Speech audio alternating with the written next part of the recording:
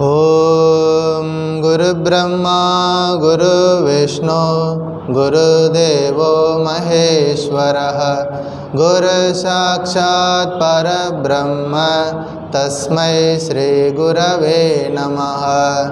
ओम स्थापकाय च धर्मस्य सर्वधर्मस्वरूपिणे अवतार वरिष्ठाय रामकृष्णाय ते नमः।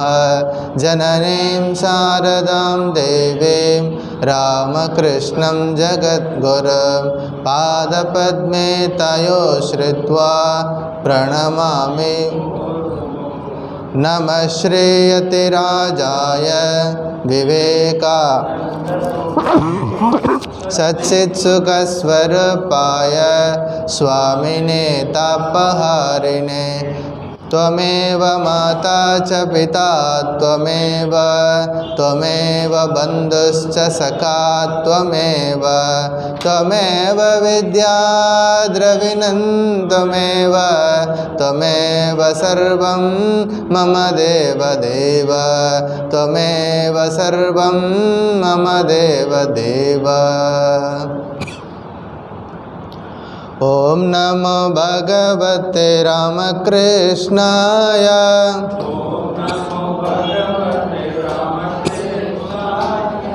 ओम नमो भगवते रामकृष्णाय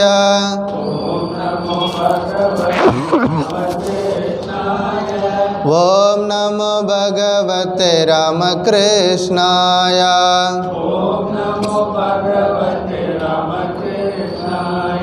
ओम नमो भगवते रामकृष्णाय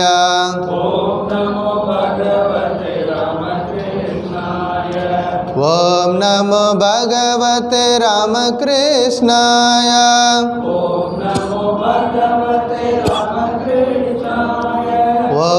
नमो भगवते रामकृष्णाय ओम नमो भगवते रामकृष्णाय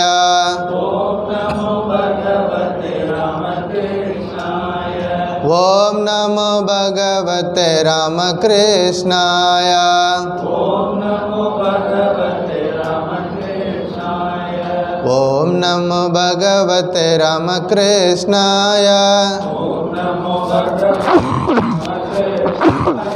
ओम नमो भगवते रामकृष्णाय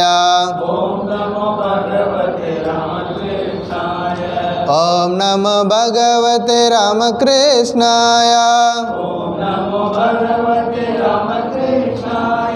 ओम नमो भगवते रामकृष्णाय ओम नमो भगवते रामकृष्णाय। जय रामकृष्णा। ஸ்ரீமத் பகவத்கீதா தியான ஸ்லோகம் எல்லாரும் சேர்ந்து சேன் பண்ணுங்க சத்தமா.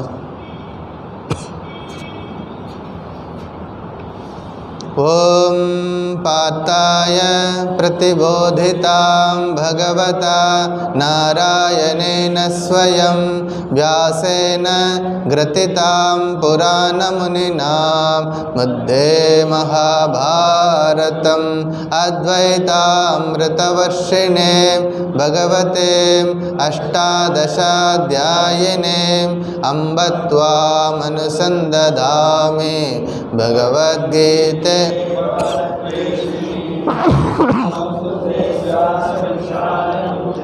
पुल्लारविन्दायतपत्रनेत्र येन त्वया भारततैलपूर्णः प्रज्वालितो ज्ञानमयप्रदीपः प्रपन्नपारिजाताय स्तोत्रवेत्रैकपाणये ज्ञानमुद्राय कृष्णाय गीतामृतदुहे नमः। सर्वोपनिषदो गावो आतो वत्स सुधीर्भोक्ता दुग्धं गीतामृतं महत् वसुदेवसुतं देवं कंसचाणूरमर्दनं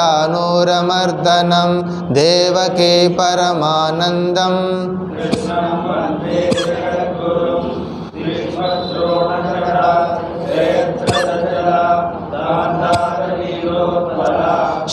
खड्गग्राहवती कृपेण वहने कर्णेन वेलाकुला अश्वत्थामविकर्णघोरमकरा दुर्योधनावर्तिने सोत्तीर्णा खलु पाण्डवैरणनदी कैवर्तककेशवः पाराशर्यवच सरोजममल गीतार्थगन्धोत्कटं नानाख्यानककेसरं हरिकथा सम्बोधना बोधितं लोके सज्जन षट्पदैरहरः पेपीयमानं मुदा भूयाद् भारत पंकजं कलिमल प्रध्वंसिन श्रेयसे मूकं करोति वाचालं पंगं लंघयते गिरे यत्कृपातमहं वन्दे परमानन्दमाधवं यं ब्रह्मा वरुणेन्द्ररुद्रमरुतः स्तुन्वन्ति दिव्यैस्तवैः वेदैः साङ्गपदक्रमोपनिषदे गायन्ति यं सामगाः ध्यानावस्थितगतेन मनसा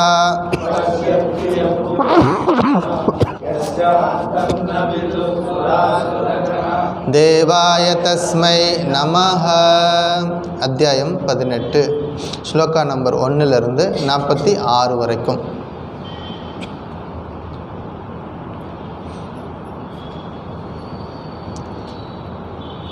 ओम श्री परमात्मने नमः.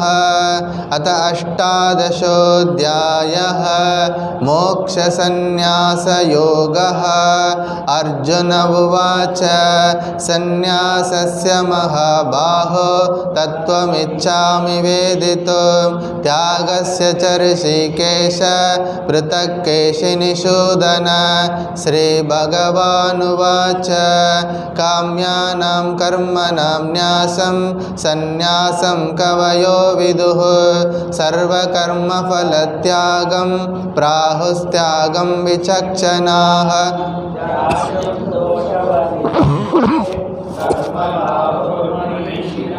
यज्ञदानतपकर्म न त्याज्यम् इति चापरे निश्चयं शृणु मे तत्र त्यागे भरतसत्तम. त्यागो हि पुरुषो व्याघ्र त्रिविध संप्रकीर्तितः. यज्ञदानतपकर्म न त्याज्यं कार्यमेव तत्. यज्ञोदानं तपश्चैव पावनानि मनीषिणाम्. एतान्यपि तु कर्माणि संगं त्यक्त्वा फलानि च कर्तव्यानि ते मे पार्थ निश्चितं मतमुत्तमं. नियतस्य तु सन्न्यासः कर्मणो नोपपद्यते. मोहातस्य परित्यागः तामसः परिकीर्तितः. दुःखमित्येव यत्कर्म कायक्लेशभयात् त्यजेत्. सकृत्वा राजसं त्यागं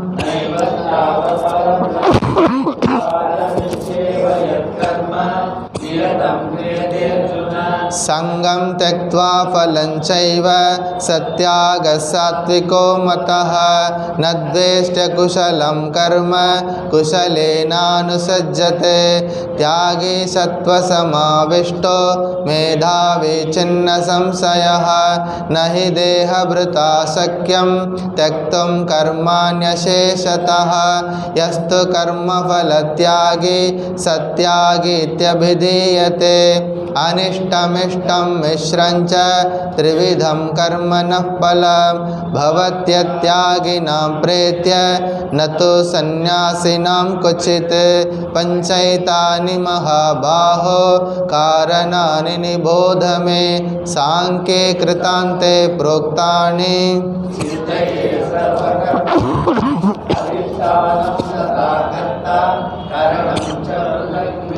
विविधाश्च पृथक् चेष्टा दैवं चैवात्र पंचमं. शरीरवाङ्मनोभिर्यत् कर्म प्रारभते नरः. न्यायं वा विपरीतं वा पञ्चैते तस्य हेतवः.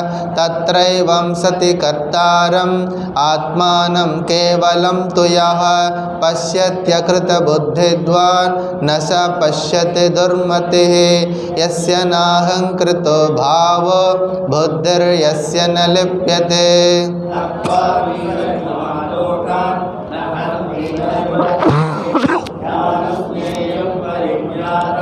त्रिविधा कर्म चोदना करणं कर्म कर्तेति त्रिविध कर्म संग्रहः ज्ञानं कर्म च कर्ता च त्रिधैव गुणभेदतः प्रोच्यते गुणसंख्याने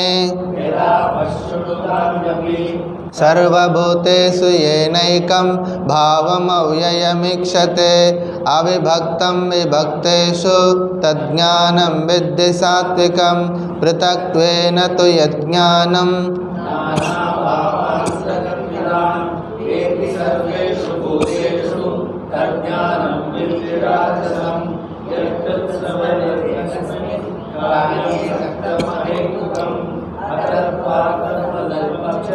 तत्तामसमुदाहृतं नियतं संघरहितं अरागद्वेषतः कृतं अफलप्रेप्सुना कर्म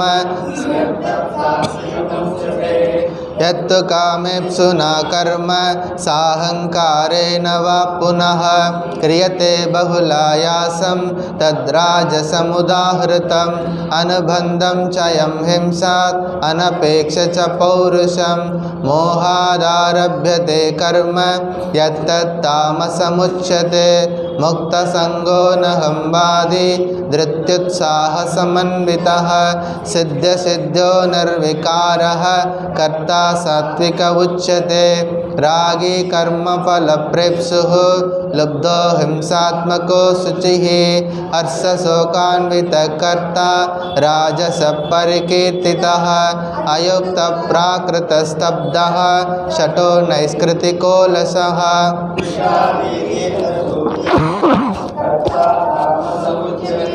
बुद्धेर्भेदं धृतेश्चैव गुणतस्त्रिविधं शृणु प्रोच्यमानमशेषेण पृथक्त्वेन धनञ्जय प्रवृत्तिं च निवृत्तिं च कार्याकार्ये भयाभये बन्धं मोक्षं च यावेति बुद्धे सा पार्थ सात्विके यया धर्मम् अधर्मं च कार्यं च कार्यमेव च अयतावत् प्रजानाति बुद्धे सा पार्थ राजसे अधर्मं धर्ममिति या मन्यते तमसावृता सर्वार्थान् विपरीतांश्च बुद्धे सा पार्थ तामसे धृत्या यया धारयते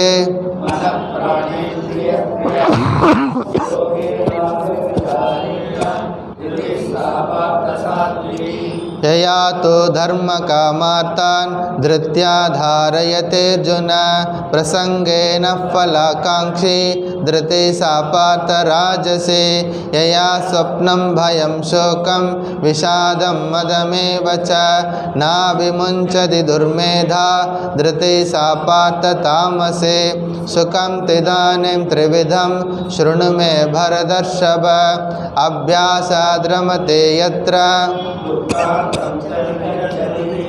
यत्तदग्रे विषमिव परिणामे मृतोपमं तत्सुखं सात्विकं प्रोक्तम् आत्मबुद्धिप्रसादजं विषयेन्द्रियसंयोगात् यत्तदग्रे मृतोपमं परिणामे विषमिव तत्सुखं राजसं स्मृतं यदग्रे चानुबन्धे च सुखं मोहनमात्मनः निद्रालस्य प्रमादोत्तं तत्तामसमुदाहृतं न तदस्ति पृथिव्यां वा दिवि देवेषु वा पुनः सत्वं प्रकृतिजैर्मुक्तं यदेभिः स्यात् त्रिभिर्गुणैः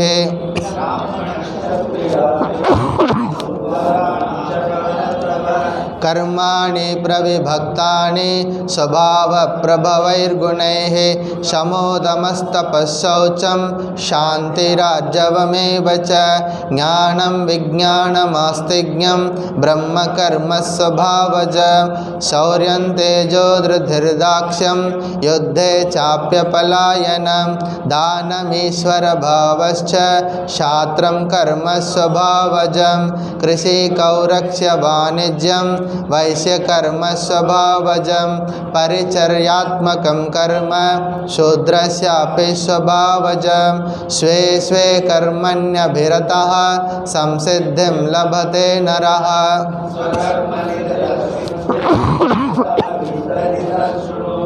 यतः प्रवृत्तिर्भूतानां येन सर्वमिदं ततः स्वकर्मणादमभ्यर्च्य सिद्धिं विन्दति मानवः। இன்றைக்கு ஸ்லோகா நம்பர் 47. ஸ்ரேயான் ஸ்வதர்மோ விகுணः பரதர்மாத் ஸ்வநிஷ்டிதாத் स्वभावनियतं कर्म कुर्वन्नाप्नोति किल्बिषम्। श्रेयान् स्वधर्मो विगुणः परधर्मा स्वनिष्ठितात् स्वभावनियतं कर्म कुर्वन्नाप्नोति किल्बिषम्।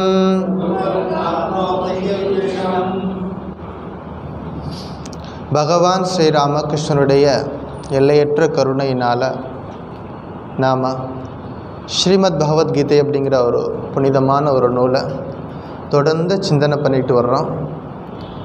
இறைவனுடைய அனுக்கிரகம் யாருக்கு இருக்கும் அப்படின்னு ஒரு கேள்வி வரும். சுவாமி, பகவானுடைய அருள் யாருக்கு இருக்கும்? யாருக்கிட்ட முயற்சி இருக்கோ அங்கே தான் இறைவனுடைய அருள் இருக்கும் அப்படிங்கிறது உபனிஷத் சொல்லுது, நான் சொல்லலை. உபனிஷத் சொல்லுது, முண்டக்க உபனிஷத்தில் யாருக்கிட்ட முயற்சி இருக்கோ முயற்சி இருக்கிற இடத்துல தான் இறைவனுடைய அருள் இருக்கும். அப்போ என்ன செய்யணும்? முயற்சி பண்ணணும். இப்போ நீங்கள் எல்லோரும் ஒரு முயற்சியாக எடுத்துருக்குறோம்மா. பகவத்கீதையை நம்ம படிக்கிறதுக்கு ஒரு முயற்சி எடுத்திருக்கிறோம். அந்த முயற்சிக்காகவே நிச்சயமாக இறைவன் அனுகிரகம் செய்வார். அந்த அனுகிரகத்தின்படி நம்ம அந்த புனிதமான நூலில் என்ன விஷயம் சொல்லப்பட்டிருக்குது அப்படிங்கிறத கிரகிச்சிக்கக்கூடிய ஒரு ஆற்றலை, சக்தியை அவர் நமக்கு அருள்வார். யாருக்கிட்டெல்லாம் அந்த முயற்சி இருக்கோ, இப்போ நேரடியாக கிளாஸுக்கு நீங்கள்லாம் வந்திருக்கிறீங்க. எத்தனையோ பேர் வெளியூரில் இருக்கிறவங்க இந்த கிளாஸை டைரெக்டாக கேட்குறாங்க, ஆன்லைன் மூலமாக கேட்குறாங்க. எல்லாருக்கும் பகவானுடைய அனுகிரகம் இருக்கிறதுனால தான் இப்படி ஒரு நல்ல சிந்தனையே வருது. இல்லைன்னா மொபைல் ஃபோனை திறந்தீங்கன்னா எத்தனையோ விஷயங்கள் இருக்குது பார்க்குறதுக்கு, கேட்குறதுக்கு. எதுக்காக இந்த புனிதமான விஷயத்தில் நம்ம ஈடுபடுறோம்? நம்முடைய மனம் தூய்மையாக இருக்கும் பொழுது தான் இது போன்ற உயர்ந்த சிந்தனைகளிலே மனம் போகும். அப்போ இது ஒரு இறைவனுடைய அனுகிரகம் அப்படிங்கிறத தவிர வேறு ஒன்றும் சொல்வதற்கில்லை. இறைவனுடைய அனுகிரகத்தினால இந்த ஒரு சக்தி, இந்த ஒரு வேலை நம்ம செய்கிறோம். இதுக்கு நம்ம தொடர்ந்து முயற்சி செய்யும் பொழுது இறைவனுடைய அனுகிரகம் பூரணமாக இருக்கும். நாம் அதில் வெற்றி அடைவோம்.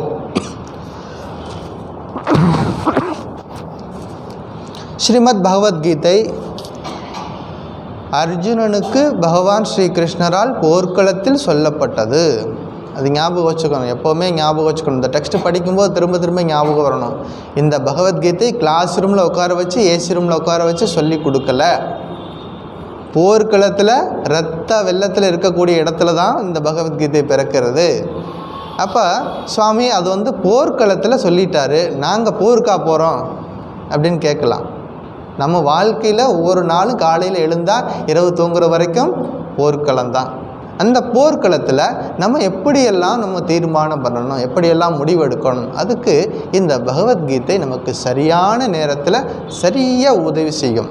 நம்ம அந்த அந்த நிலையில் நம்ம அந்த பாவத்தோடு இந்த சாஸ்திரத்தை அணுகணும். சாஸ்திரம் படிக்கும்போது ரொம்ப முக்கியமானது வினய பாவம்னு பேர். ரொம்ப எளிமையாக, சரளமாக, ரொம்ப எளிமையாக போகும்பொழுது அந்த சாஸ்திரம் நமக்கு ஆழ்ந்த விஷயங்களை, உயர்ந்த விஷயங்களை நமக்கு புரிய வைக்கும். இல்லைன்னா நம்ம பேருக்கு படித்து முடிச்சிருவோம், அங்கே உள்ள ஒன்று போய் சேர்ந்துருக்காது. அந்த வினய பாவத்தோட பணிவோடு அந்த சாஸ்திரத்தை அணுகணும். 18வது அத்தியாயத்தில் நம்ம இருக்கோம். 18வது அத்தியாயம் அர்ஜுனனுடைய கேள்வியிலிருந்து தொடங்குகிறது. நம்ம எல்லாருக்கும் தெரியும். அர்ஜுனன் ஒரு கேள்வி கேட்டான். சுவாமி, சந்நியாசம்னா என்ன, தியாகம்னா என்னன்னு கேள்வி கேட்குறார். அப்போ பகவான் என்ன சொல்கிறார்? நித்திய கர்மங்களை தொடர்ந்து செய்யணும்னு ஒரு முதல்ல எடுத்தோன்னு சொல்கிறார். அதாவது யஜ்யம், தானம், தவம் போன்ற நித்திய கர்மங்களை விடாமல் செய்யணும். அப்படி செய்வதனால் என்ன ஆகும்? மனம் தூய்மை அடையும். பாவனானி மனிஷினாம். அடுத்தபடியாக அந்த சந்நியாசம் அப்படிங்கிறத 3 விதமாக பிரித்து சொன்னார். சாத்விகம் எது, ராஜசம் எது, தாமசம் எதுன்னு சொன்னார். அப்புறம் சாதாரணமாக இருக்கக்கூடிய ஒரு செயல் எப்படி கர்மாவாக மாறுகிறது, கர்மாவாக மாறுவதற்கு என்னெல்லாம் நேதிகள் தேவை, 5 விதமான நேதிகள் தேவைன்னு சொன்னார். அதெல்லாம் சொல்லிட்டு ஆத்ம தத்துவத்தை எடுத்து சொன்னார். ஆத்மா என்பது எங்கும் நிறைந்தது, எப்போதும் இருப்பது, எல்லா காலங்களிலும் இருப்பது ஆத்மா. அது நமக்கு உள்ளே இருக்குது, வெளியிலேயும் இருக்குது. அந்த ஆத்மாவை நம்ம அறியணும். ஆத்மா எப்படி கண்டுபிடிக்கிறது? இதே கீதை, பகவத்கீதை சொல்லியிருக்கு 3வது அத்தியாயத்தில். அதாவது கண்ணாடி இருக்குது, கண்ணாடியில் அழுக்கு படிஞ்சிருந்தால் நம்ம முகத்தை பார்க்க முடியாது. கண்ணாடியில் அழுக்கு படிஞ்சிருந்தால் நம்ம முகம் பார்க்க முடியாது. கண்ணாடியில் இப்போ நம்ம செய்ய வேண்டியது அழுக்கை துடைச்சிட்டா ஈஸியாக முடிஞ்சு போயிடும். அது மாதிரி ஏதோ ஒன்று கவர் நம்மளை ஆத்மாவை, நம்முடைய உண்மையான இயல்பை பார்க்க விடாமல் ஏதோ ஒன்று தடுக்குது. அந்த தடுக்கக்கூடிய விஷயத்தை ரிமூவ் பண்ணால் போதும். வீட்டில் எங்கேயாவது ஒரு இடத்துல புகை வந்துக்கிட்டு இருக்குது அப்படின்னா நமக்கு கிளியராக நமக்கு ஒரு ஐடியா கிடைக்கும். அந்த புகைக்குள்ளே என்ன இருக்குது? நெருப்பு இருக்குது. நெருப்பு இருக்கிறதுனால தான் புகையே வருது. அப்போ நமக்குள்ளே இருக்கக்கூடிய அந்த ஆத்மாவை, அந்த ஆனந்தத்தை கண்டுபிடிக்கணும் அப்படின்னா ஏதோ ஒரு தடை இருக்குது. அந்த தடையை விளக்குனா போதும். இந்த அர்ஜுனனுக்கு அந்த தடையை விளக்குறதுக்கு இவ்வளவு விஷயங்களை சொல்லி கொடுக்குறார். ஆத்ம தத்துவத்தை 17 சாப்டரில் எல்லா விஷயங்களையும் சொன்னதுக்கு அப்புறமும் கூட இந்த சீடருக்கு சரியாக போய் சேரலை. திரும்பவும் என்ன பண்ணுறார்? இது வரைக்கும் சொன்ன விஷயங்களை திரும்பவும் ஒரு முறை ரிப்பீட் பண்ணுறாரு. 18வது அத்தியாயம் முழுவதுமே புதிதாக எதுவும் சொல்வதற்கு இல்லை. ஏற்கனவே சொன்ன விஷயங்களை மீண்டும் ஒரு முறை ரிமைண்டர் கொடுக்குறாரு. அப்போ சந்நியாசத்தை பற்றி சொன்னார், ஆத்ம தத்துவத்தை எடுத்து சொன்னார். அதற்கு பிறகு ஒரு 6 சப்ஜெக்டை எடுத்துக்கிட்டு தெளிவாக 3 குணங்கள் அதில் எப்படியெல்லாம் வேலை செய்யுது, என்னெல்லாம்? ஞானம், கர்ம, கர்த்தா. நீங்கள் தான் சொல்லணும். புத்தி, திருதி, சுகம். ஞாபகம் மறக்கவே கூடாது. ஞானம், கர்ம, கர்த்தா, புத்தி, திருதி, சுகம். இந்த 6 தலைப்புகளில் எடுத்துக்கிட்டு 3 குணங்கள் எப்படியெல்லாம் வேலை செய்யுது அப்படிங்கிற கருத்தை எடுத்து சொன்னார். அதுக்கப்புறமும் பார்த்திங்கன்னா அர்ஜுனனுக்கு சரியாக புரியலை. அப்போ என்ன பண்ணுறார்? வர்ணங்களை பற்றி, அதாவது கர்ம யோகத்தை எடுத்து சொல்வதற்கு வருகிறார். அதில் வரும் பொழுது 4 வர்ணங்களை எடுத்து சொன்னார். ஆசிரமங்கள் 4: பிரம்மச்சரியம், கிரகஸ்தம், வானப்பிரஸ்தம், சந்நியாசம். 4 வர்ணங்கள்: பிராமண, சத்திரிய, வைசிய, சூத்ர. 4 வர்ணங்களை பற்றி எடுத்து சொல்லி ஒவ்வொரு வர்ணத்தாருக்கும் என்னென்ன இயல்பாக அவர்களுக்கு அமைந்த கடமைகள் என்னென்ன அதை பற்றியெல்லாம் விரிவாக எடுத்து சொல்லியிருக்கு. கர்மயோகத்தினுடைய சாராம்சத்தை கடந்த வகுப்பில் பார்த்தோம். என்ன பார்த்தோம்? யதஃ பிரவருத்திர் பூதானாம் ஏன சர்வம் இதம் தத்தம் ஸ்வகர்மனாதமப்யர்ச்ச சித்திம் விந்ததி மாணவகா. அந்த ஸ்லோகத்தில் 3 முக்கியமான விஷயங்கள் பார்த்தோம். யார்? கடவுள்னா யார்? இறைவன் என்பவர் யார்? அதுதான் முதல் வரி. கடவுள் என்பவர் யார்? யதா பிரவருத்திர் பூதானாம் ஏன சர்வம் இதம் தத்தம். அதாவது யாரிடமிருந்து இந்த உலகம் தோன்றி இருக்கிறதோ, யாரால் இந்த உலகம் வியாபித்து இருக்கிறதோ அவருக்கு பேர் தான் கடவுள். அடுத்தது என்ன பார்த்தோம்? ஸ்வகர்மனா தமப்யர்ச்ச. அதாவது நம்முடைய கடமைகளால், நம்முடைய தினசரி வாழ்க்கை கடமைகளால் அவருக்கு பூஜை பண்ணுறது. பூஜை பண்ணுறேன்னா தேங்காய் பழம் வச்சு பூஜை பண்ணுறது ஒன்று, அது எல்லாருக்கும் தெரிஞ்சது. நம்முடைய கடமைகளையே எப்படி பூஜையாக செய்கிறது, அதுதான் கர்மயோகத்தினுடைய சாராம்சம் அப்படின்னு பார்த்தோம். அப்படி கடமைகளை பூஜையாக செய்யும் பொழுது என்ன நன்மை கிடைக்குது அப்படின்னா, சித்திம் விந்தத்தி மாணவகா. அதான் பலன். சித்திம் விந்தத்தி மாணவகா, மன தூய்மை அடைகிறார். தூய மனம், தூய ஆன்மா இரண்டும் ஒன்றே ஸ்ரீராமகிருஷ்ணர் சொல்லியிருக்கார். ஸோ இன்னைக்கு நம்ம அடுத்த ஸ்லோகத்துக்கு போவோம். ஸ்ரேயானு ஸ்வதர்மோ விகுணக பரதர்மாத்சு சுவனிஷ்டிதாத் ஸ்வபாவ நியதம் கர்ம குர்வன் ஆப்னோதி கில்பிஷம். இது எப்படி படிக்கணும் அப்படின்னா, விகுணஹ ஸ்வதர்மஹ சு அனுஷ்டிதாத் பரதர்மாத் ஸ்ரேயான. விகுணஹ ஸ்வதர்மஹ சு அனுஷ்டிதாத் பரதர்மாத் ஸ்ரேயான ஸ்வபாவ நியத்தம் கர்ம குர்வன் கில்பிஷம் ந ஆப்னோதி. ஸ்வபாவ நியத்தம் கர்ம குர்வன் கில்பிஷம் ந ஆப்னோதி. ஸ்வதர்மஹா மன இயல்புக்கு ஏற்றபடி ஸ்வதர்மம். விகுணஹா அப்படின்னா நிறைவாக இல்லாவிட்டாலும் விகுணஹா.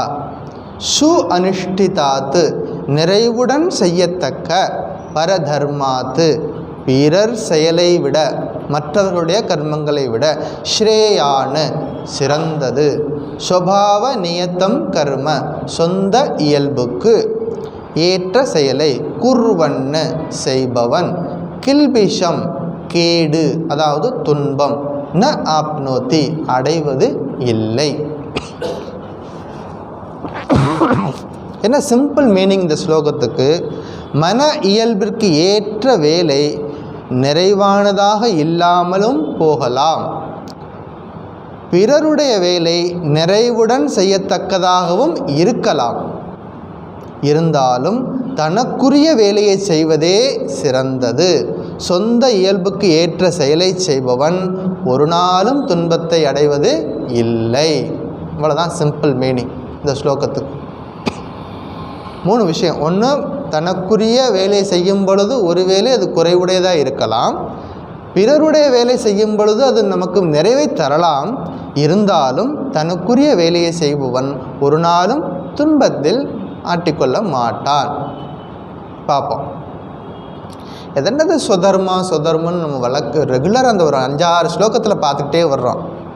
எப்போ அந்த கர்ம யோகத்தோடைய சாராம்சம் சொல்ல ஆரம்பித்தாரோ அந்த ஸ்லோகத்துலேருந்து ஆரம்பித்து சொதர்மங்கிற வார்த்தை கண்டினியூஸாக வந்துக்கிட்டே இருக்குது. சொதர்மம் அப்படின்னா மனதிற்கு இயல்பாக அமைகிறது, யாரும் புகுத்த முடியாது. இதில் இயல்பாக அவரவருக்கு கர்மத்துக்கு ஏற்றபடி இந்த சொதர்மங்கிறது வருகிறது.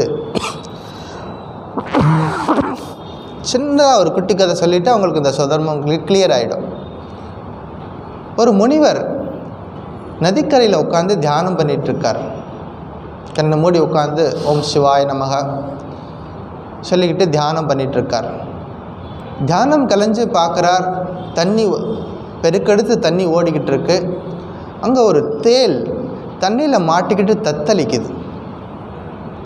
வெளியில் வர முடியாமல் தண்ணியோட வேகத்துக்கு இழுத்துக்கிட்டு போகுது. அது தன்னை காப்பாற்றிக்கிறதுக்காக துடிக்குது. அந்த தேளுடைய கஷ்டத்தை சுவாமி பார்க்குறார். இவர் தியானம் பண்ணிட்டு இருந்தவர் எழுந்து போய் அந்த தேலை காப்பாற்றலாம் அப்படின்னு சொல்லிட்டு கையில் பிடிச்சி வெளியில் போகிறதுக்காக கையில் பிடிக்கிறாரு. பிடிச்ச உடனே அந்த தேல் கொட்டிடுச்சு. அதுக்கு உதவி செய்ய தான் போனார். அவர் தண்ணியில் கஷ்டப்படுதே அப்படின்னு சொல்லிட்டு காப்பாற்றுறதுக்காக போகிறாரு. ஆனால் தேல் கொட்டிடுச்சு. மறுபடியும் விட்டாரா? திரும்பவும் போய் முயற்சி பண்ணுறாரு. அந்த தேல் எடுத்து வெளியில் போகிறதுக்கு முயற்சி பண்ணுறார். மறுபடியும் கொட்டுது. 3வது முறையும் முயற்சி பண்ணுறார். அந்த தேலை எப்படியாவது காப்பாற்றலான்னு எடுத்து பார்க்குறாரு. மீண்டும் அந்த தேல் என்ன பண்ணுது? அவருடைய கையில் கொட்டுது. தூரத்துலேருந்து ஒருத்தர் பார்த்துக்கிட்டே இருக்கார். சுவாமி, அந்த தேல் தான் உங்களை கொட்டுதே, அதை ஏன் செய்கிறீங்க? அதை நீங்கள் கையில் வச்ச உடனே அது உங்களை கையில் கடிக்குது, உங்களுக்கு கஷ்டத்தை கொடுக்குது. அந்த செயலை நீங்கள் ஏன் செய்யணும்? பேசாமல் விட்டுட்டு போக வேண்டியதானே அப்படின்னார். அப்போ அவர் சொன்னார், செத்து போகக்கூடிய நிலையில் இருக்கக்கூடிய இந்த தேல் கடைசி நிமிஷத்தில் கூட அதனுடைய சுதர்மத்தை விடலை இல்லையா? அதுக்கு எப்போ வேணாலும் ஆயுசு முடியலாம், தண்ணி கரண்ட்டில் இழுத்துட்டு போயிடலாம். கடைசி நிமிஷத்தில் கூட அந்த தேலானது தன்னுடைய சுதர்மத்தை விடலை. சுதர்மம் என்னது? தேல் யாராவது தொந்தரவு பண்ணால் கொட்டும், அது இயல்பு. அது சுதர்மத்தை அது விடலை. என்னுடைய சுதர்மம், சன்னியாசியின் சுதர்மம் மற்ற உயிர்களுக்கு பாதுகாப்பாக அரணாக இருக்கிறது. நான் ஏன் என்னுடைய சுதர்மத்தை விடணும்? அந்த ஐந்தறிவு இருக்கக்கூடிய அந்த ஒரு உயிரினம் அதோட சுதர்மத்தை அது கரெக்டாக கடைபிடிக்குது. உயிர் போகக்கூடிய நிலையிலையும் கூட அதோட சுதர்மத்தை கடைபிடிக்குது. அப்போ நான் எப்படி இருக்கணும்? இதுக்கு பேர் தான் சுதர்மம்.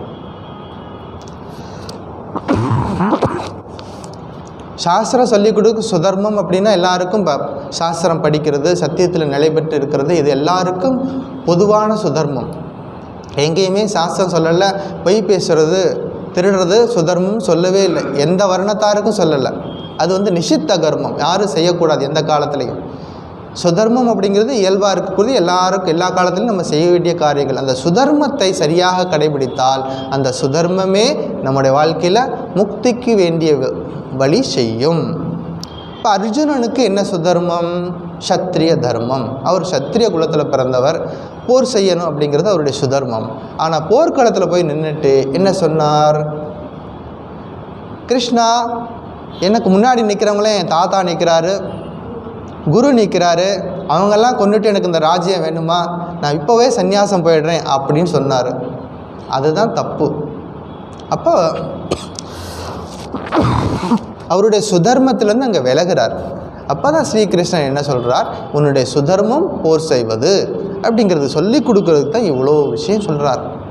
இப்போ சுதர்மத்திலேருந்து அவர் விலகும் பொழுது சாஸ்திரம் நமக்கு துணையாக இருக்கும். அங்கே ஸ்ரீகிருஷ்ணர் அங்கே சொல்லி கொடுத்தார் அர்ஜுனனுக்கு. நமக்கு இந்த சாஸ்திரம் தான் நம்ம வாழ்க்கையில் எப்போவாவது நம்ம சுதர்மத்திலேருந்து நாம் விலகும் பொழுது, யாராருக்கு என்ன சுதர்மம்? இப்போ பிரம்மச்சரியம், கிரகஸ்தம், வானப்பிரஸ்தம், சந்நியாசம், பிராமண, சத்திரிய, வைஷ்ய, சூத்ர, யார் எந்தெந்த வருணத்தில் இருக்கோமோ, எந்தெந்த ஆசிரமத்தில் இருக்கிறோமோ அதற்குரிய சுதர்மத்தை நாம் வந்து தொடர்ந்து செய்யணும். செய்தால் என்ன கிடைக்கும்? லாபம் என்ன கிடைக்கும்? பாவனானி மனிஷினாம், மன தூய்மை கிடைக்கும். ஞாபகம் வச்சுட்டணும். மனுஷனுக்கு நிறைய பணம் வேணும் இல்லையா? நிறைய பணத்தை சம்பாதிக்கணும். பணத்தை சம்பாதிச்சா எல்லாம் கிடைக்குன்னு மனிதன் நம்புகிறான். பணமே இல்லாமல் இருக்கா? சில பெரிய பெரிய மில்லியனர்லாம் இருக்கிறாங்க. சில பேர் அவங்கெல்லாம் நிறைய பொருள் இருக்குது, அவங்ககிட்ட வசதி வாய்ப்புகள் இருக்குது. நிம்மதியாக அவங்களால தூங்க முடியுதா? நினைச்சதை அவங்க விரும்பினதை சாப்பிட முடியுதா? எவ்வளோ கஷ்டம். அப்போ அதுக்கு மேலே ஏதோ ஒரு தேவை இருக்குது மனிதனுக்கு. பணமோ பொருளோ ஏதோ நமக்கு வந்து தீர்த்து வைக்க முடியாத ஏதோ ஒன்று நமக்குள்ளே இருக்குது. அதுதான் ஆனந்தம். நமக்குள்ளே இருக்கக்கூடிய ஆனந்தம் நமக்குள்ளே இருக்குது. நம்ம என்ன நினைக்கிறோம்? அதை செஞ்சால் ஆனந்தம் கிடைக்கும், இங்கே போயிட்டு வந்தால் ஆனந்தம் கிடைக்கும், அந்த ட்ரெஸ்ஸு போட்டுக்கிட்டால் ஆனந்தம் கிடைக்கும் அப்படின்னு சொல்லிட்டு ஆனந்தம் வெளியில் இருக்கிறதாக தேடி தேடி தேடி போகிறோம். மான், கஸ்தூரி மான் ஒரு மான். அந்த மானுடைய தொப்புள்ள இருந்து ஒரு சுகந்தம் வெளியில் வரும், ஒரு நல்ல நறுமணம். அது எங்கெல்லாம் போகுமோ அந்த சுகந்தம் வந்துக்கிட்டே இருக்கும். இந்த மான் என்ன பண்ணுது? எங்கேயோ வெளியில் அந்த சுகந்தம் வருது, அந்த நறுமணம் வருதுன்னு சொல்லிட்டு ஓடிக்கிட்டே இருக்குது. அதுக்கு தெரியல அந்த சுகந்தம், அந்த நறுமணம் எங்கேருந்து வருது? தன்னுடைய உடல்லேருந்தே வருதுன்னு அதுக்கு தெரியலை. ஓடி கடைசி வரைக்கும் செத்தே போகுது. கடைசி வரைக்கும் அது புரிஞ்சுக்கிறதே இல்லை. அந்த சுகந்தம், அந்த இயல்பு, அந்த நறுமணம் தன்னுடைய உடம்புலேருந்து தான் வெளியே வருதுங்கிறது தெரியலை. அது மாதிரி நம்ம வாழ்க்கையில் போயிடக்கூடாது. ஆனந்தம் அப்படிங்கிறது வெளியில் இல்லை, நமக்குள்ளே இருக்குது. அந்த ஆனந்தத்தை அடைவதுக்கு என்ன பிரச்சனை இருக்குது? அதை கண்டுபிடிச்சு அந்த தடையை விளக்கணும். அதுக்கு தான் சாஸ்திரம் வருது. மற்ற ஆனந்தங்கள்லாம் நிலையற்ற ஆனந்தம், கொஞ்ச நேரம் இருக்கும், காணாமல் போயிடும். நிலையான ஆனந்தம் இறைவனோட ஐக்கியமாகிறது தான் நிலையான ஆனந்தம். சரி, அடுத்தது ஸ்வதர்மம். ஸ்ரேயானு ஸ்வதர்மோ விகுணக பரதர்மாசு அனுஷ்டிதாத். நம்முடைய இயல்புக்கு ஏற்ற வேலையை செய்யும் பொழுது என்ன ஆகும் அப்படின்னா நம்முடைய முழு திறமையும் அங்கே தான் வெளியில் வரும்.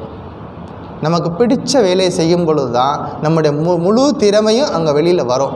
இப்போ யாராவது ஒருத்தர் வந்து நமக்கு சொல்லி இந்த வேலையை நீங்கள் பண்ணுங்க அப்படின்னு சொல்கிறாங்க. ஒரு வேளை நமக்கு அந்த வேலை பிடிக்கல அப்படின்னா என்ன பண்ணுவோம்?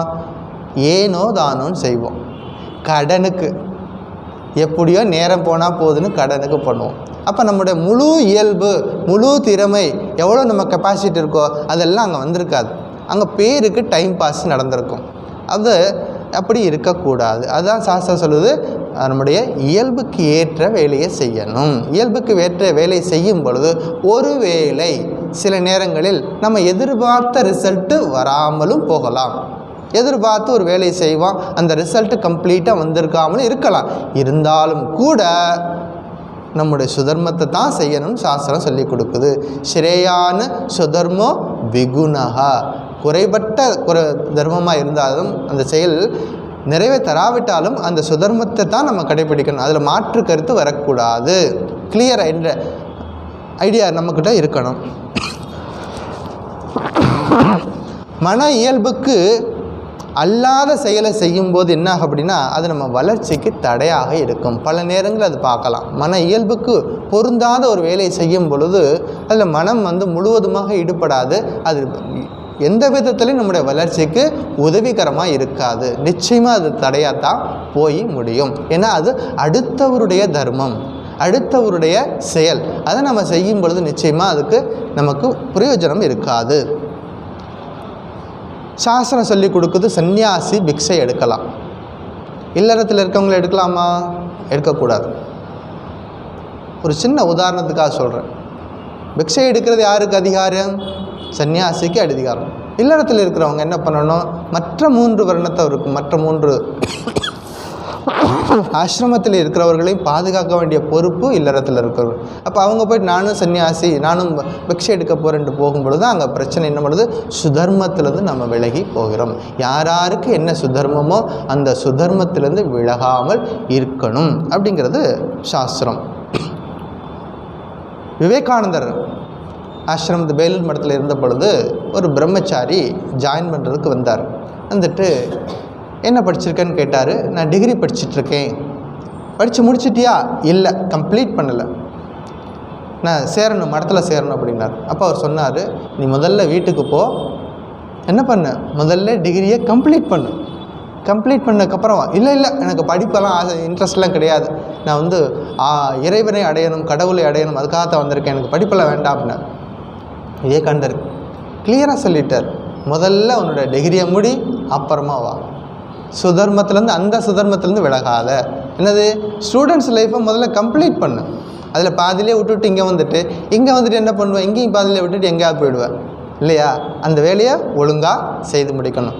வேலூர் மடத்தில் இருந்த பொழுது சுவாமி பிரேமானந்தர் ஒரு பிரம்மச்சாரி என்ன பண்ணுவார்?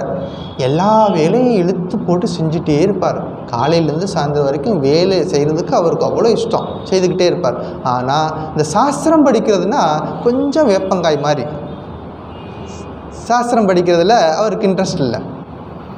எவ்வளவோ அன்பாக சொல்லி பார்த்தாங்க, எவ்வளவோ புரிகிற விதத்தில் எல்லாம் சொல்லி பார்த்தாச்சு. மற்ற ஸ்டூடெண்ட்டெலாம் ஒழுங்காக டைமிங் கிளாஸ் போவாங்க, அட்டன் பண்ணுவாங்க. இவர் கிளாஸுக்கு போவார், மைண்டு மட்டும் எங்கேயோ இருக்கும். பார்த்தாங்க. இப்போ ஒரு நாள் பிரம்மானந்தர் கூப்பிட்டு, உனக்கு 1 மாதம் டைம் தர்றேன், 1 மாதம் டைம் தர்றேன், அதுக்குள்ளே இந்த ஸ்கிரிப்டை ஒரு புஸ்தகத்தை கொடுத்து படித்து முடிக்கணும்.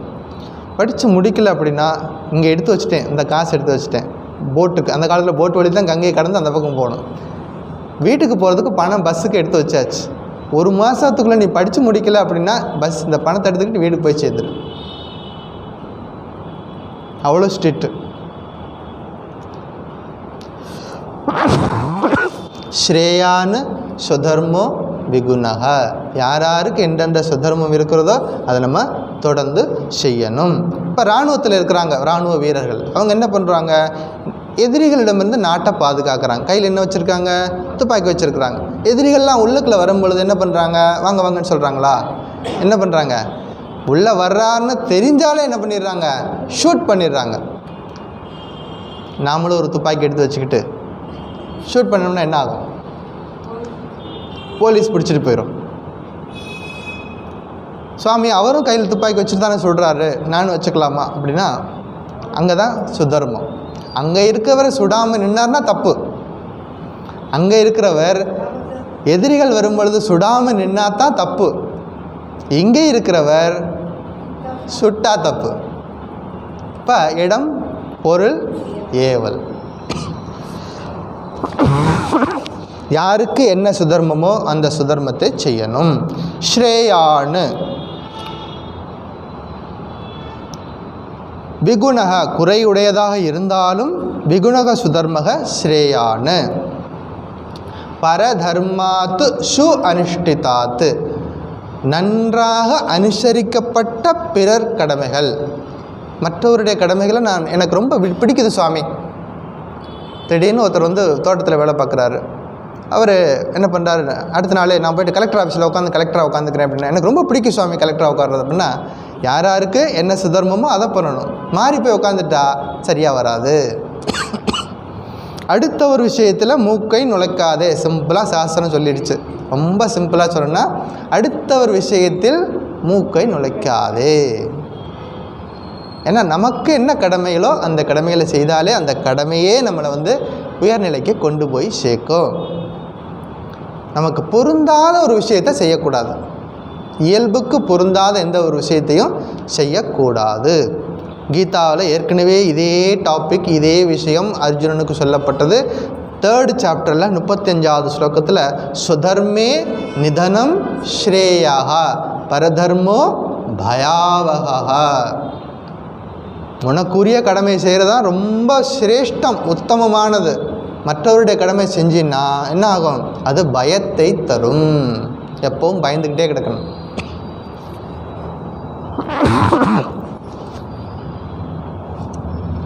ஸ்வபாவ நியத்தம் கர்ம குர்வன்னு, சுதர்மத்தில் அமைந்த கடமைகளை செய்யும்போது ஸ்வபாவ நியத்தம் கர்ம குர்வன்னு கில்பிஷம் ந ஆப்னோதி, பாவம் வருவது இல்லை, கேடு அடைய மாட்டான், துன்பப்பட மாட்டான். நம்முடைய வாழ்க்கையில் சாமானிய தர்மம்னு ஒன்று இருக்குது, விசேஷ தர்மம்னு ஒன்று இருக்குது. சாமானிய தர்மம் எல்லாரும் அன்றாடம் கடைபிடிக்க வேண்டிய கடமைகள் இருக்குது. ஒவ்வொருத்தருக்கும் கடமைகள் இருக்குது. அந்த சாமானிய தர்மம் இருக்குது. சாமானிய தர்மம் என்ன சொல்லுது, யாரையும் கொல்லக்கூடாது, அஹிம்சையாக இருக்கணும், நேர்மையாக இருக்கணும். இதெல்லாம் சாமானிய தர்மத்தில் வரக்கூடியது. விசேஷ தர்மம் அப்படிங்கிறது நம்ம கொஞ்சம் நேரத்துக்கு முன்னாடி பார்த்த இந்த இராணுவ வீரர், விசேஷ தர்மம். அது வந்து அங்கே அவர் வந்து அவருடைய செயல் வந்து எதிரிகளிடம் வந்து நாட்டை பாதுகாக்கிறது. அது விசேஷ தர்மம். அங்கே அவர் வந்து கண்டிப்பாக செய்தே ஆகணும். இதுதான் புரிஞ்சுக்கணும் சாமானிய தர்மத்துக்கும் விசேஷ தர்மத்துக்கும் உடைய வித்தியாசம். அத்தகேன பிரயுக்தோயம் பாபஞ்சரதி பூருஷா, 3வது அத்தியாயத்தில் 36வது ஸ்லோகம். அத்தகேன பிரயுக்தோயம் பாபஞ்சரதி பூருஷா. கிருஷ்ணா, ஏன் விருப்பம் இல்லாவிட்டாலும் பலவந்தமாக ஏவப்பட்டவனைப் போல மனிதன் எதனால் தூண்டப்பட்டு பாவம் செய்கிறான் அப்படின்னு கேள்வி கேட்குறார் அர்ஜுன். கிருஷ்ணா, மனுஷன் எதனால் தூண்டப்பட்டு எல்லா விதமான பாவ காரியங்களையும் ஈடுபடுறான் அப்படின்னு கேட்கும் பொழுது ஸ்ரீகிருஷ்ணர் என்ன பதில் சொல்கிறார், காமயேஷ குரோதயேஷ. அதுதான் தடை. 2 விஷயங்கள் இருக்குது, ஆசை, கோபம், வெறுப்பு. இதெல்லாம் ஆன்மாவை மறைக்கக்கூடிய சக்திகள், நம்முடைய உண்மையான இயல்பை மறைக்கக்கூடிய சக்திகள். அதிலிருந்து வெளியே வரணும். அதிலிருந்து நம்மை நாம் காப்பாற்றிக்கொள்ள வேண்டும் அப்படின்னு அங்கே நல்ல தெளிவாக நமக்கு சொல்லி கொடுக்குறாரு. அந்த தடையிலிருந்து, அந்த கவரிங்கிலிருந்து ஆன்மாவை நாம் விடுவிக்கணும். காமயேஷ குரோதயேஷ. அங்கே தான் நமக்கு அடுத்த ஸ்லோகத்தை சொல்கிறார், 38வது ஸ்லோகத்தில் தௌமேனா விரியத்தே வன்னிஹி. அதாவது நெருப்பிலேருந்து அந்த புகை மறைச்சிருக்கிற மாதிரி, கண்ணாடியில் தூசி மறைச்சிருக்கிற மாதிரி ஆன்மாவை, ஞானத்தை மறைச்சிருக்கிறது இந்த ஆசைகள், கோபம். நமக்குள்ளே இருக்கக்கூடிய உண்மையான இயல்பை மறைச்சிருக்கிறது இந்த ஆசை, கோபம். இதுலேருந்து நம்ம வெளியில் வரணும் அப்படிங்கிறத 3வது சாப்டர்லேயே சொல்லியாச்சு. ஆனால் அந்த ஸ்டூடெண்ட்டு அப்போ எங்கேயோ கோட்டை விட்டுட்டார். 3வது சாப்டர்லேயே சொல்லியாச்சு. ஸ்டூடெண்ட்டுக்கு அப்போல்லாம் புரியலை. மறுபடியும் ஒரு ரிமைண்டர் கொடுக்குறாரு, திரும்ப அதே விஷயத்தை சொல்லி கொடுக்குறாரு. அதாவது விருப்பம், அதாவது குறைபட்ட கர்மமாக இருந்தாலும் நம்முடைய சுதர்மத்தை செய்கிறது தான் சரியான செயல் அப்படிங்கிறத திரும்பவும் சொல்லி கொடுக்குறாரு.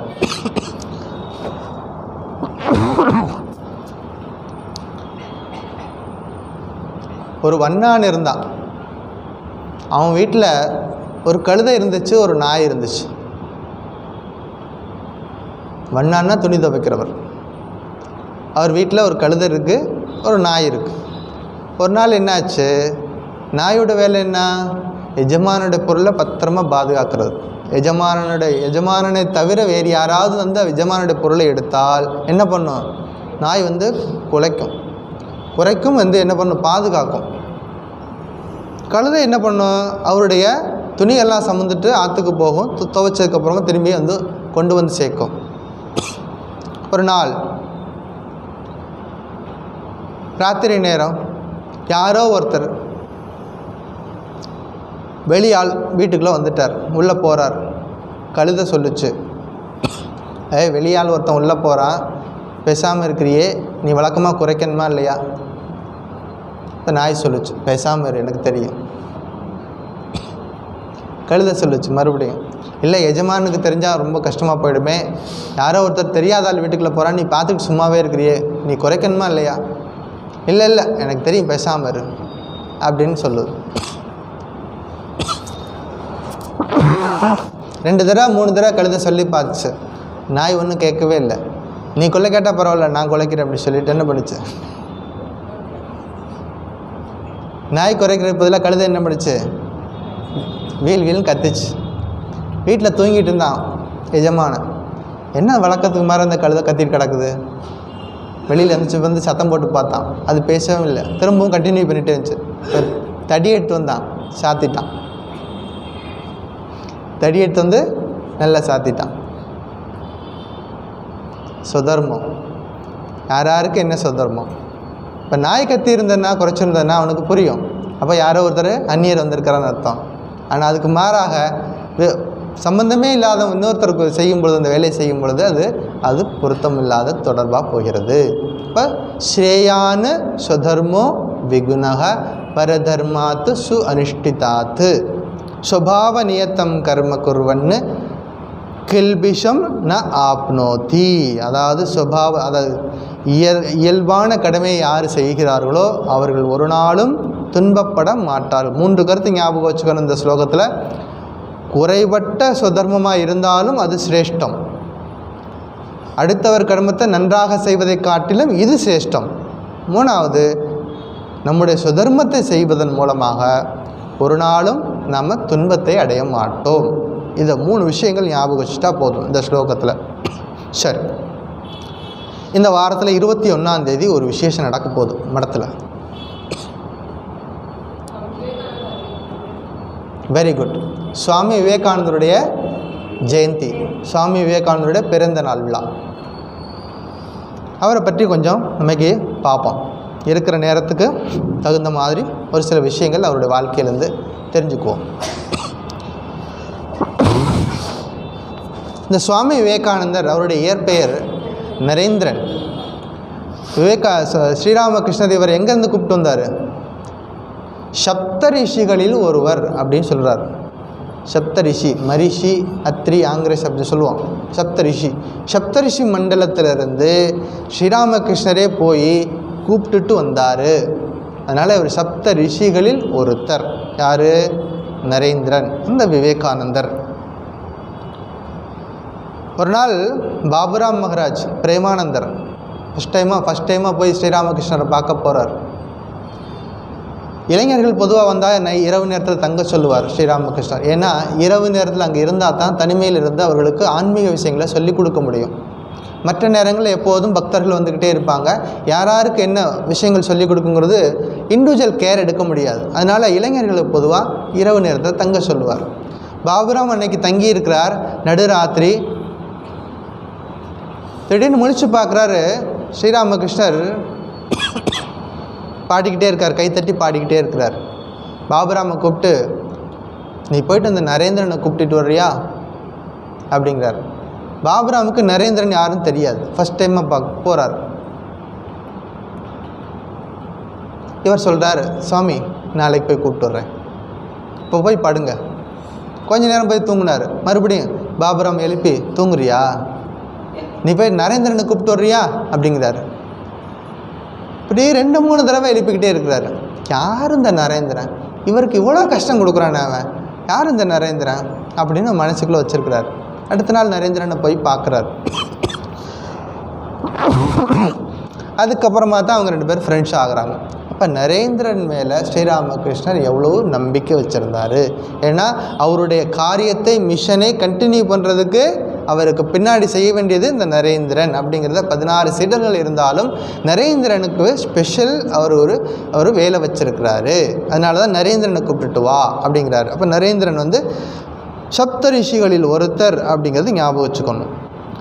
கடைசி காலத்தில் ஸ்ரீராமகிருஷ்ணர் மரணப்படுக்கையில் இருக்கிறார். காசிப்பூரில் தொண்டை புற்றுநோய் மரணப்படுக்கையில் இருக்கிறார். அப்போ ஒரு நாள் ஒரு பிளாக் போர்டு எடுத்து அதில் கரிக்கொட்டையில் எழுதுகிறார். அதாவது சவுத்தில் கரிக்கொட்டையில் எழுதுகிறார், நரேன் உலகிற்கு போதிப்பான், நரேன் உலகிற்கு போதிப்பான். கடைசி நேரத்துலேயே கிளியராக சொல்லிட்டாரு, தனக்கு அடுத்த சக்சஸர் யார், இந்த வேலையை செய்கிறது யார், உலகிற்கு போதிப்பான்.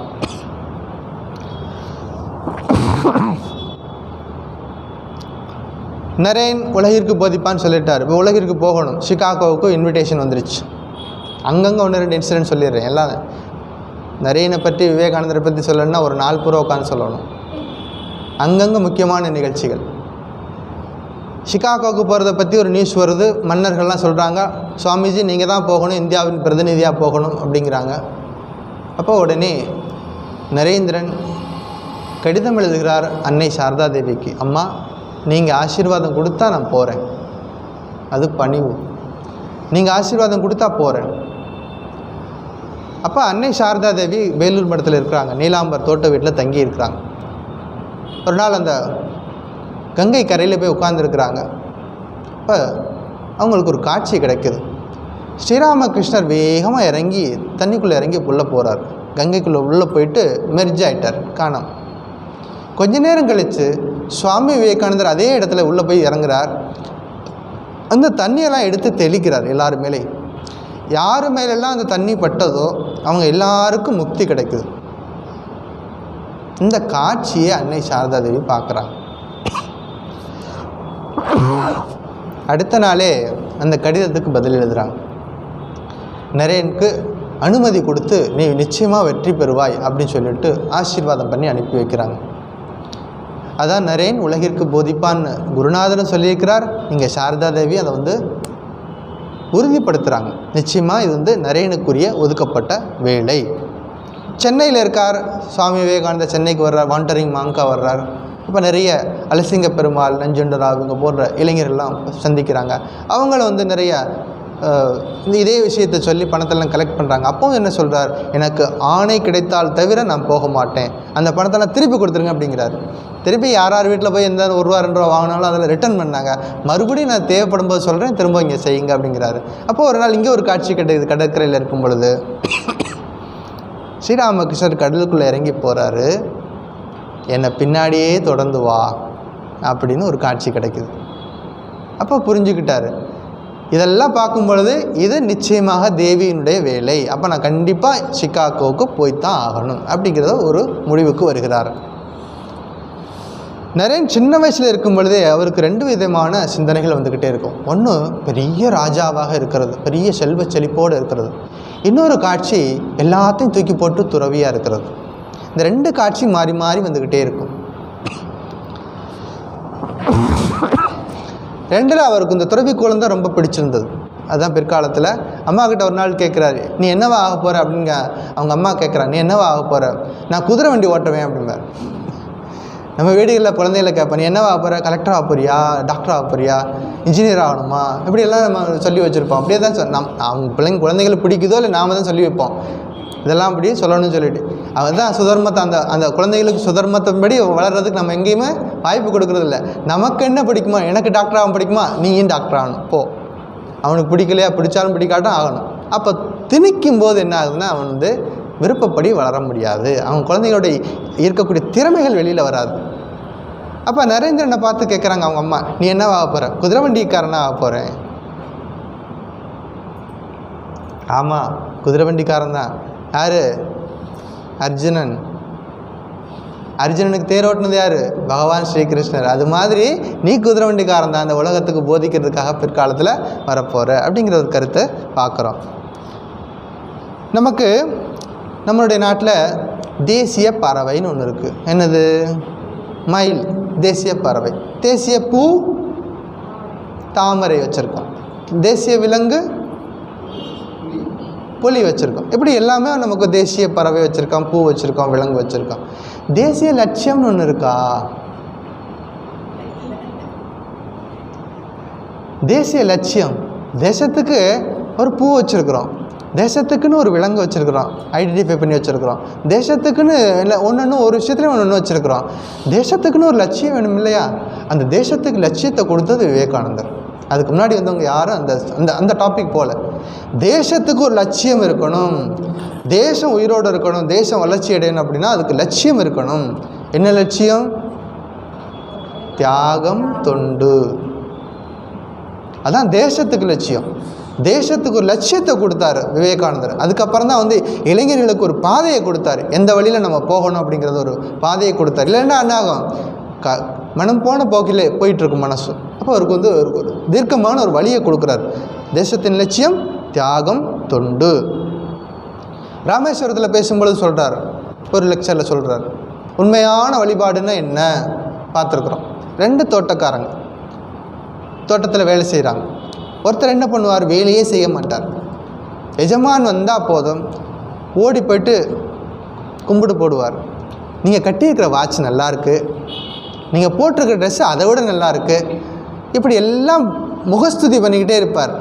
ஆனால் ஒழுங்காக தோட்டத்தில் போய் வேலை பார்க்க மாட்டார். இன்னொருத்தர் இருந்தார், அவர் எஜமான் வந்தாலும் கண்டுக்க மாட்டார், அவர் வேலையில் கவனமாக இருப்பார். எஜமான் இருந்தாலும் இல்லாட்டாலும் உரிய நேரத்துக்கு கரெக்டாக வேலைக்கு வரும். சில பேருக்கு டைமுக்கு வேலைக்கு வர மாட்டாங்க. ஆஃபீஸில் யாராவது பெரிய ஆஃபீஸர் மேலே இருந்தாங்கன்னா அன்றைக்கி வேகமாக ஓடி போவாங்க. அப்படி இல்லாட்டாலும் டைமுக்கு போகணும் அப்படிங்கிறது. அப்படி கரெக்டாக எல்லா வேலையும் செய்வார். முகஸ்துதியெல்லாம் எதுவும் பண்ண மாட்டார்.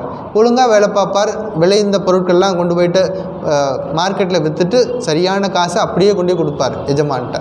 நேர்மையாக இருப்பார். 2 தோட்டக்காரங்க. 2 தோட்டக்காரங்களில் யாரை நம்ம பிடிக்கும்? 2வது சொன்ன நேர்மையாக இருக்க தோட்டக்காரர். அது மாதிரி பக்தர்களில் 2 வகை. நம்ம என்ன பண்ணுறோம், பல நேரங்களில் கோயிலில் உட்காந்துட்டு அம்பிகையை பற்றி, அம்பாள் நீ அப்படிப்பட்டவள், சிவபெருமானி நீ இப்படிப்பட்டவர், நம்ம என்ன இறைவனை போற்றி வணங்குறோம், எல்லாம் செய்கிறோம். ஆனால் நம்முடைய கடமைகளை சுதர்மத்தை செய்யாமல் விட்டுட்டோம்னா அந்த முதல் தோட்டக்கார மாதிரி நம்ம நிலைமை ஆகிடும். முதல் தோட்டக்கார மாதிரி நம்ம நிலைமை ஆகக்கூடாது. நான் எப்போ ஒன்று நிறைவாக நம்முடைய சுதர்மத்தை செய்யும் பொழுது அந்த சுதர்மமே என்ன நிறைநிலை நமக்கு கிடைக்கணுமோ அதை கொண்டு வந்து சேர்க்கும். பெரிய விஷயம் அந்த காலத்தில். இதெல்லாம் இந்த மாதிரி சுவாமிஜி சொல்கிறது எல்லாருக்கும் ஒரு பெரிய ஷாக்கிங் நியூஸ். அது மிகப்பெரிய சிவஸ்தலம் ராமேஸ்வரத்தில் போயிட்டு சொல்கிறாரு. உண்மையான வழிபாடு என்னங்கிறத அங்கே சொல்கிறாரு. தன்னுடைய கருத்தை நான் ஒரு புதிய மார்க்கம் நான் போட்டிருக்கேன், வழியை போட்டிருக்கேன், தியாகம் சேவையின் மூலமாகத்தான் போகணுங்கிறத அந்த கருத்தை அமெரிக்காவிலேருந்து வந்த உடனே அங்கேயே சொல்லிட்டார் ராமேஸ்வரத்தில். இப்போ தியாகமும் தொண்டும் தேசிய லட்சியங்கள். ஸ்ரீராமகிருஷ்ணர் சொல்வார், நரேந்திரனை யாரோடையும் ஒப்பிட முடியாது. நரேந்திரனை யாரோடையும் ஒப்பிட முடியாது. மற்றவங்களுக்கெல்லாம் ரெஸ்ட்ரிக்ஷன் போடுவார், அங்கே சாப்பிடக்கூடாது, இங்கே சாப்பிடக்கூடாது, அளவாக சாப்பிடணும். பாபுராமுக்கெல்லாம் அளவாக சாப்பிடணும்னு சொன்னார். அது ஒரு பெரிய கதை, நம்ம பார்த்துருக்குறோம். சாரதாமா 2 ரொட்டி எக்ஸ்ட்ரா கொடுத்து அவங்க மாட்டிக்கிட்டாங்க. இப்படி ஒவ்வொரு சீடருக்கும் ஒரு விதமான சொல்லி கொடுத்துப்பாரு. நரேந்திரனை பொறுத்த வரைக்கும் எந்த ரெஸ்ட்ரிக்ஷன் கிடையாது. மற்றவங்கெல்லாம் சின்ன சின்ன விளக்கு அப்படின்னா நரேந்திரன் சூரியன் அப்படிம்பார். மற்றவங்களாம் 1 இதழ் தாமரை 2 இதழ் தாமரை அப்படின்னா நரேந்திரன் 1000 இதழ் தாமரை. அப்படி ஸ்ரீராமகிருஷ்ணர் நரேந்திரன் மேலே அவ்வளவு நம்பிக்கையும் வச்சிருந்தார். நரேந்திரன் விவேகானந்தர் பிறவியிலேயே தியான சித்தன். இது நமக்கு புதிய விஷயம். பிறவியிலேயே தியான சித்தன். 5 வயசு 10 வயசு இருக்கும்போது சின்ன குழந்தையாக இருக்கும் பொழுதே தன்னுடைய நண்பர்களாக சேர்த்து வீட்டில் உட்காந்து தியானம் பண்ணிகிட்டு இருக்காங்க. ஒரு நாள் என்னாச்சு, வீட்டுக்குள்ளே ஒரு பாம்பு வந்துருச்சு. குழந்தைங்கள்லாம் உட்காந்து தியானம் பண்ணிகிட்டு இருக்காங்க, பாம்பு உள்ளுக்குள்ளே வந்துருச்சு. மற்ற குழந்தைங்களாம் பாம்பை பார்த்த உடனேயே தியானமெல்லாம் காணாமல் போயிடுச்சு. தப்பிச்சம்பளிச்சுன்னு ஓடி போயிட்டாங்க. நரேனை கூப்பிட்றாங்க, நரேன் வெளியே வந்துரு, பாம்பு வந்துருச்சு. நரேனுக்கு பாம்பு வந்ததும் தெரியாது, அவன் முன்னாடி படம் எடுத்து நிற்கிறதும் தெரியாது, தியானத்திலே இருக்கிறான். கொஞ்ச நேரம் பாம்பு பார்த்துச்சு, சரி நம்மளும் கொஞ்சம் நேரம் தியானம் பண்ணணும்னு சொல்லிட்டு அதுவும் கொஞ்சம் நேரம் தியானம் பண்ணிவிட்டு வெளியில் போயிடுச்சு. அப்புறம் போயிட்டு ரொம்ப நேரம் கழித்து அவனை உலுக்கி எழுப்பி கேட்குறாங்க, உனக்கு பாம்பு வந்தது தெரியலையா? அப்பா சொல்கிறாரு, என்னுடைய லட்சியம் தியானம் பண்ணுறது. பாம்பு வருதா, யார் வர்றா போகிறா, நம்ம தியானம் பண்ணும்போது என்ன நடக்குது செக் பண்ணி பார்த்துக்கோ. நான் யார்கிட்டையும் சொல்லலை, நமக்கு நாமளே செக் பண்ணி பார்த்துக்குவோம். அப்போ எப்படி இருக்கணும், நமக்கு லட்சியம் சுவாமிஜி மாதிரி நம்ம இருக்கணும். நம்ம தியானம் பண்ணும்பொழுது எப்போவும் நேராக நிமிர்ந்து உட்காரணும், சுவாமிஜி மாதிரி உட்காந்து பழகணும். ஞாபகம் வச்சுட்டோம்னா போதும். அப்போ நமக்கு தேவையற்ற சிந்தனைகள் வந்தாலும், மனம் அலைப்பாய்ந்தாலும் ஆட்டோமேட்டிக்காக கொஞ்சம் நேரம் கழித்து அது கட்டுக்குள்ளே வரும். மனம் அலைப்பாயும். கிருஷ்ணர் ஒத்துக்கிறார் அர்ஜுனன்ட்ட, கண்ணா மனம் காற்றை போல என்னால் கட்டுப்படுத்த முடியலை அப்படிங்கிறாரு. ஆமாம், மனதின் இயல்பு அப்படி தான் இருக்கும். ஆனால் ஒரு வழி இருக்குது, அந்த மனதை கட்டுப்படுத்துவதற்கு ஒரு வழி இருக்குது. என்னது? அபியாசேனத்து கௌந்தேய வைராகியேனச்ச கிரஹியத்தே. தொடர்ந்த பயிற்சியாலும் முயற்சியாலும் அந்த மனதை கட்டுப்படுத்த முடியும். ஸோ நரேன் இயல்பிலேயே தியான சித்தன். சரி, பின்னாளில் ராமகிருஷ்ணரை பார்த்தபோது ஒரு நாள் சொல்கிறார், உனக்கு என்ன வேணும்? குருநாதர் கேட்குறார். நான் தொடர்ந்து 3 நாளைக்கு தியானத்திலேயே இருக்கணும், எந்த வேலையும் செய்யக்கூடாது, எப்போதும் தியானத்திலே இருக்கணும். இப்போ ராமகிருஷ்ணன் சொல்கிறார், இவ்வளோ பெரிய சுயநலவாதியாக இருப்பேன்னு நான் எதிர்பார்க்கவே இல்லையே. என்ன அப்படி என்ன சுயநலம்? அது தியானம் தானே பண்ணுறேன்னு சொன்னார். நீ இவ்வளோ பெரிய சுயநலவாதியாக இருப்பேன்னு நான் எதிர்பார்க்கவே இல்லையே. அப்படின்னா என்ன? உனக்கு வேறு வேலை இருக்குது. நீ தியானத்தில் மூழ்கிட்டா தேவியினுடைய காரியம் பார்க்குறது யார்? அந்த தேவியினுடைய காரியமெல்லாம் முடிச்சுட்டு வா, சாவி என்கிட்ட தான் இருக்குது, பூட்டி கையில் வச்சுக்கிட்டேன், முடிச்சுட்டு வா, சாவியை கொடுத்துட்றேன். அதன்படியே எல்லாம் பண்ணார். முடியும் போது அவர்னால எல்லாம் என்னெல்லாம் செய்யணுமோ எல்லாம் முடிச்சுட்டு ஒரு நாள் சொல்கிறார், பஞ்சாங்கத்தை எடுத்துகிட்டு வா. சீடரை பஞ்சாங்கத்தை கொண்டு வர சொல்கிறார். கரெக்டாக நாள் குறிக்கிறார். இந்த நாள் ராமகிருஷ்ணனுடைய டைரக்ட் டிசைபிளில் பல பேர் லைஃப்பில் இதை பார்க்குறோம். துரியானந்தர் லைஃப்பில் நம்ம போன வாரம் பார்த்தோம். துரியானந்தர் லைஃப்பில் சொல்கிறார், இறந்து போகிறதுக்கு முந்தின நாள் சொல்கிறார், நாளை எனக்கு கடைசி நாள். நமக்கு சொல்ல முடியுமா? நாளைக்கு எனக்கு கடைசி நாள் சொல்கிறார். அடுத்த நாள் மகாசமாதி. ஸோ அவங்க ஒரு மிஷன், அவங்களுக்கு தெரியுது எவ்வளோ நாள் இந்த பூமிக்கு வந்திருக்கிறோம், என்னென்ன காரியங்கள் பண்ணணும், முடிஞ்சுதா கிளியர், போயிட்டே இருக்கணும், வெட்டிட்டு போயிடலாம். அப்போ விவேகானந்தர் எல்லா காரியத்தையும் முடிச்சுட்டு என்ன சொல்கிறார், பஞ்சாங்கத்தை கொண்டு உரிய நாள் குறிக்கிறார், கிளம்பி போயிடுறார். 39 வயசு, 40 தொடலை. எவ்வளோ சாதனைகள், இமாலய சாதனைகள் அவருடைய வாழ்க்கையில். நரேன் பிறவியிலேயே தியான சித்தன். ஒரு முக்கியமான பண்பு. நரேன் நமக்கு உலகத்துக்கு சொன்ன முக்கியமான சில விஷயங்கள். மனிதன் தெய்வீகமானவன். நாம் யார்? பாவிகள் இல்லை. யாராவது நம்மக்கிட்ட பாவிகள் சொன்னால் ஏற்றுக்கொள்ளக்கூடாது. பாவிகள் கிடையாது. நாம் யார்? அமிர்தஸ்ய புத்திராகா, அமரத்துவம் வாய்ந்தவர்கள், மரணமில்லாத பெருநிலை வாய்ந்தவர்கள். யார் சொன்னது? விவேகானந்தர் நம்மளை பார்த்து சொன்னார். மனிதர்களாய் நாம் அமரத்துவத்தின் குழந்தைகள். மனிதன் தெய்வீகமானவன். இயல்பிலேயே நம்மளுடைய உண்மையான ஸ்வரூபம் தெய்வீகமானது. முதல் விஷயம். ரெண்டாவது, உன்னால் எதையும் சாதிக்க முடியும். பாசிட்டிவ் நம்ம அப்ரோச் கொடுத்துருக்காரு. நம்ம பல நேரங்களில் நமக்கு ஒரு சங்கடங்கள் வரும் பொழுது துவண்டு போயிடுறோம். நல்லா சந்தோஷமாக இருக்கும்போது எழுந்து நின்று ஆடுறோம். சந்தோஷம் சின்ன கஷ்டம் வந்துட்டால் என்ன பண்ணுறோம்? எல்லா ஸ்கோப்பும் இழந்துட்டு தான் நம்ம நினைக்கிறோம். அப்படி இல்லை. உன்னால் எதையும் சாதிக்க முடியும். All power is within you. You can do any thing and every thing. பெரிய மெசேஜ் எல்லாருக்கும், உலகத்தில் இருக்க அத்தனை பேருக்கும் மெசேஜ் இது. You can do any thing and every thing. நம்மளால் எல்லாத்தையும் சாதிக்க முடியும்.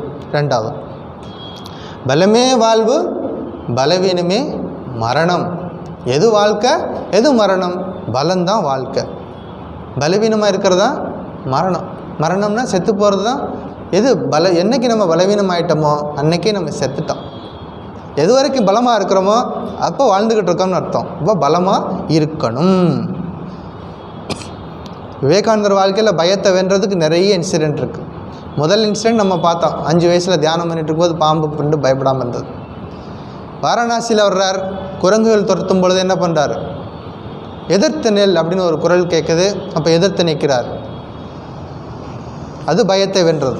அமெரிக்காவில் இருக்கும் பொழுது ஒரு நாள் ஒரு நண்பரோட நடந்து போயிட்டுருக்கிறார். திடீர்னு ஒரு காளமாடு எங்கேருந்தோ, கட்டுக்கடங்காத காளமாடு துரத்திக்கிட்டு வருது. நண்பர், அவருடைய மனைவி, சுவாமி விவேகானந்தர் 3 பேர் போயிட்டுருக்காங்க.